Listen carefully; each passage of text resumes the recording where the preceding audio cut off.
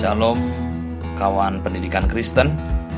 Kesempatan kali ini kita akan membahas tentang metode diskusi. Metode diskusi ini adalah salah satu metode yang digunakan ketika kita mengajar supaya model pembelajaran yang kita terapkan berjalan secara efektif.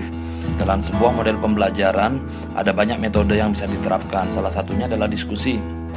Metode diskusi pada dasarnya adalah suatu proses bertukar informasi, pikiran, pendapat, dan unsur-unsur pengalaman yang diatur secara teratur dengan maksud untuk mendapatkan pengertian di antara para siswa dan lebih cermat tentang permasalahan atau topik yang sedang dibahas. Penggunaan metode diskusi dalam kelas ini bertujuan untuk memberikan kesempatan kepada siswa untuk menyatakan pandangannya mengenai apa saja yang menarik, kemudian memberikan kesempatan bagi siswa juga untuk memperoleh pengetahuan tentang apa yang menarik perhatian mereka. Guru dalam proses ini dapat mengetahui kepribadian dan ciri-ciri anak, khususnya ciri-ciri yang berkaitan dengan kognitif, kemudian sosialnya dalam berinteraksi di dalam anggota kelompok. Kemudian diskusi sendiri dibagi menjadi beberapa bagian atau beberapa jenis. Diskusi yang pertama adalah diskusi panel. Diskusi panel ini merupakan salah satu bentuk diskusi kelompok kecil yang biasanya dalam pelaksanaannya itu menyertakan 4 sampai dengan 6 orang siswa. Umumnya mereka mendiskusikan suatu topik tertentu dengan cara duduk dalam susunan semi melingkar dan dipimpin oleh seorang moderator. Nah, secara fisik diskusi panel ini dapat dilaksanakan secara langsung dengan siswa, misalnya melalui forum panel. Kelebihan pelaksanaan jenis diskusi ini adalah merangsang siswa untuk turut memikirkan masalah, mengemukakan pandangan yang berbeda, kemudian mendorong untuk menganalisis dan memanfaatkan orang yang betul-betul memiliki kapasitas dan mendapatkan hasil. Sedangkan kekurangannya adalah dalam diskusi panelis, jika panelisnya terlalu banyak berbicara sehingga tidak memungkinkan peserta diskusi ambil bagian dalam pembicaraan, membutuhkan waktu dan persiapan yang cukup banyak, dan juga memerlukan moderator yang terampil. Nah, jenis diskusi yang kedua adalah dengan metode boost group. Metode ini dilakukan dengan cara membagi suatu kelompok siswa menjadi beberapa kelompok kecil yang terdiri atas 4 sampai dengan 6 orang, kurang lebih sama dengan yang sebelumnya tadi. Kemudian tempat duduk siswa pun diatur sedemikian rupa agar mereka dapat bertukar pikiran, kemudian dapat berhadapan muka dengan mudah. Diskusi diadakan di tengah-tengah pelajaran atau di akhir pelajaran dengan maksud menajamkan pemahaman terhadap bahan pelajaran, memperjelas bahan pelajaran, menjawab pertanyaan-pertanyaan. Kebaikan atau keunggulan dari metode ini adalah mendorong anggota yang malu-malu untuk memberi sumbangsi pemikiran, kemudian menciptakan suasana yang menyegarkan, menghemat waktu, memungkinkan pembagian tugas kepemimpinan, memberikan variasi dalam belajar, dan dapat digunakan untuk mengkombinasi dan memperkaya metode mengajar yang lain. Sedangkan selain kelebihan, boost group ini juga memiliki kelemahan, yaitu apabila anggota kelompok terdiri dari siswa yang kurang bahkan tidak tahu apa-apa, maka tujuan dari diskusi tersebut sukar dan bahkan tidak dapat dicapai. Diskusi akan terputus-putus, tak ada kepemimpinan yang baik dalam diskusi, laporan tidak tersusun dengan baik, kemudian tidak ada waktu persiapan yang cukup. Nah, jenis diskusi yang kedua adalah metode syndicate group. Metode ini dilakukan dengan cara membagi suatu kelompok siswa ke dalam 4 sampai 6 orang siswa, sama dengan yang 2 terdahulu tadi. Masing-masing kelompok dalam melaksanakannya memiliki tugas komplementer. Guru menjelaskan garis besar masalah kepada siswanya, kemudian tiap-tiap kelompok atau sindiket diberi tugas untuk mempelajari suatu aspek tertentu secara berbeda. Kemudian guru menyediakan referensi dan sumber-sumber informasi lainnya. Setiap sindiket berdiskusi sendiri-sendiri atau membaca bahan dan menyusun laporan, yaitu yang merupakan kesimpulan sindiket. Masing-masing laporan sindiket dibawa ke sidang pleno untuk didiskusikan lebih lanjut. Kemudian dapat juga diserahkan langsung kepada guru untuk dibicarakan dalam sesi pelajaran di kelas. Dengan syndicate group ini, anggota kelompok dapat mempelajari kebiasaan cara belajar mereka. Tiap anggota juga dapat saling bertukar pengalaman, dapat belajar saling bertanggung jawab. Sedangkan kekurangan dari syndicate group ini adalah metode ini kemungkinan ada suatu kelompok yang tak menyelesaikan tugasnya dengan baik, kemudian ada kelompok yang memerlukan waktu lebih banyak, dan kurangnya bahan-bahan informasi yang dapat menghambat penyelesaian tugas kelompok. Metode diskusi yang keempat adalah metode simposium.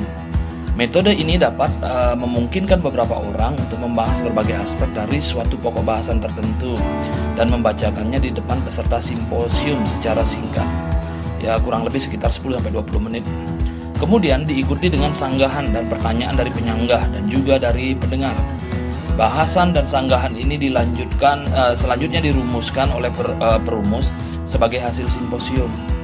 Nah, metode simposium ini memiliki keunggulan atau kelebihan, yaitu teknik ini dapat dipakai pada kelompok besar maupun kelompok kecil, dapat mengemukakan banyak informasi dalam waktu yang singkat. Pergantian pembicara menambah variasi dan membuat lebih menarik. Dapat disiapkan dengan lebih baik jauh hari sebelum dilaksanakan.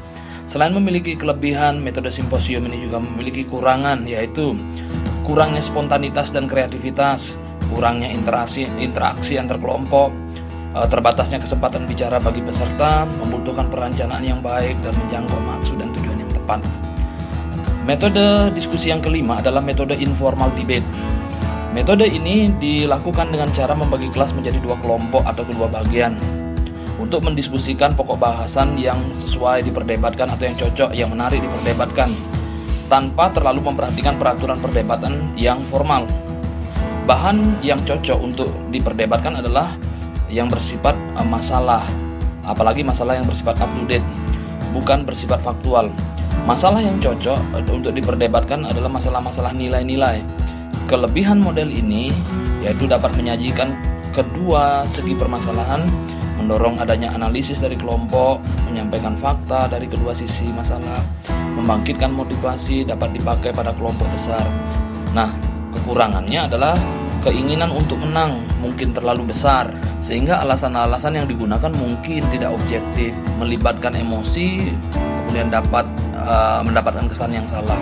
Oleh karena itu, guru harus bijak di sini, bisa memberi umpan balik dalam komentar-komentar di setiap akhir kegiatan.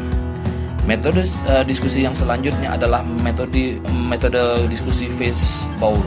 Fishbowl ini dapat digambarkan berupa beberapa peserta yang dipimpin oleh seorang ketua sidang, dipilih oleh siswa untuk mengambil keputusan. Tempat duduk biasanya diatur melingkar, kemudian di bagian depan disediakan 2 atau 3 kursi yang kosong yang menghadap kepada peserta diskusi. Kelompok pendengar duduk mengelilingi kelompok diskusi, seolah-olah mereka sedang melihat ikan yang berada pada sebuah mangkok. Nah, selama kelompok diskusi berdiskusi, kelompok pendengar yang ingin menyumbangkan pikiran yang duduk di kursi kosong, apabila kedua diskusi mempersilahkan mereka untuk berbicara, maka ia dapat langsung berbicara dan meninggalkan kursi setelah mereka selesai bicara. Nah, kegiatan ini tentu saja sangat cocok untuk membangun melatih keberanian siswa dalam mengemukakan pendapat, ide, gagasannya yang berkaitan dengan topik diskusi. Untuk memiliki keberanian tersebut, siswa dituntut untuk belajar sehingga menguasai topik yang akan dibahas dalam diskusi. Kemudian metode diskusi yang terakhir adalah brainstorming group. Teknik ini baik digunakan kalau jumlah peserta berkisar antara 8, 10 atau 12 orang. Setiap anggota diharapkan menyumbang ide dalam pemecahan masalah tanpa langsung dinilai benar atau salahnya. Jadi hasil yang diinginkan dalam diskusi sejenis ini adalah untuk menghargai pendapat orang lain. Jadi tujuan atau fokus dari diskusi ini adalah anak belajar untuk mengembangkan untuk menghargai pendapat orang lain, kemudian menumbuhkan rasa percaya diri dalam mengembangkan ide-ide yang ditemukan atau yang dianggap benar. Kelebihan dari metode ini adalah merangsang semua siswa untuk ambil bagian, menghasilkan reaksi berantai dalam berpendapat, tidak menyita banyak waktu dan dapat dipakai dalam kelompok besar maupun kelompok kecil. Kemudian dalam proses pelaksanaan dari diskusi ini tidak memerlukan pemimpin yang hebat. Sedangkan kekurangannya adalah mudah lepas kontrol sehingga fokusnya tidak jelas, melenceng dari permasalahan yang sedang dibahas. Baik, demikian sahabat pendidikan Kristen, jenis-jenis diskusi yang kita bahas dalam pertemuan kita kali ini. Tuhan Yesus memberkati.